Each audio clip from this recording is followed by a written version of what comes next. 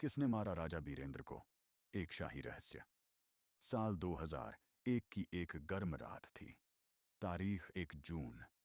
काठमांडू के दिल में स्थित नारायणहेटी दरबार के भीतर हल्की सी गूंज थी हंसी की, शाही गिलासों की टनकार की और पारिवारिक रात्रिभोज की मधुर आवाजों की। नेपाल के लोकप्रिय राजा बीरेंद्र अपने पूरे परिवार के साथ एक अनौपचारिक भोज में शामिल थे, लेकिन किसी को यह अंदेशा नहीं था कि यह भोज शाही खून से लाल हो जाएगा। प्रिंस की खामोशी। क्राउन प्रिंस दीपेंद्र, जो हमेशा अनुशासित और सम्मानित माने जाते थे, उस रात कुछ अलग लग रहे थे।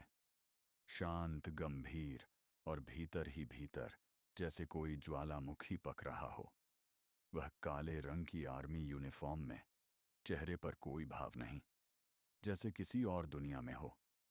कहा जाता है कि वह नशे में थे, या शायद नशा सिर्फ एक पर्दा था। रात लगभग 8:45। दरबार के भीतर गोलियों की आवाज गूंजी। रात्रिभोज एक भयावह नरसंहार में बदल गया। महल के भीतर खून की नदियां बहने लगीं। राजा बीरेंद्र, रानी ऐश्वर्या, राजकुमारी श्रुति और कई अन्य लोग, सब गोली से छलनी। लेकिन सवाल यह था, कौन था हत्यारा? सरकार की जांच में कहा गया कि क्राउन प्रिंस दीपेंद्र ने ही यह हत्याकांड किया। उनके पास आधुनिक हथियार थे और उसने खुद को भी गोली मार ली थी। लेकिन यह कहानी उतनी सीधी नहीं थी। कई गवाहों ने बताया कि गोली चलने की आवाजें अलग अलग दिशाओं से आ रही थीं।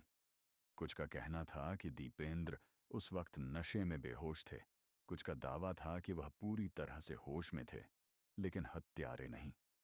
रहस्यमयी बिंदु। महल में सुरक्षा इतनी कड़ी थी, फिर हथियार अंदर कैसे आए? दीपेंद्र ने खुद को गोली कैसे मारी, जबकि गन की लंबाई छोटी नहीं थी कि खुद को हीट कर सके? सबसे बड़ा लाभ किसे हुआ? एक पॉलिटिकल पार्टी जो जनयुद्ध के बाद सत्ता में आई उसे, या दीपेंद्र के मरने के बाद ज्ञानेंद्र, बीरेंद्र के भाई, जिनको राजा बनाया गया, उन्हें? या फिर यह सिर्फ संयोग था, एक मृत राजकुमार की गूंज? कुछ पुराने सेवकों का मानना है कि हर साल 1 जून की रात को महल की दीवारों के पीछे गोलियों की आवाज सुनाई देती है, जैसे कोई अधूरी आत्मा इंसाफ की तलाश में भटक रही हो। शाही दरबार अब एक संग्रहालय बन चुका है, लेकिन रहस्य अब भी जीवित है।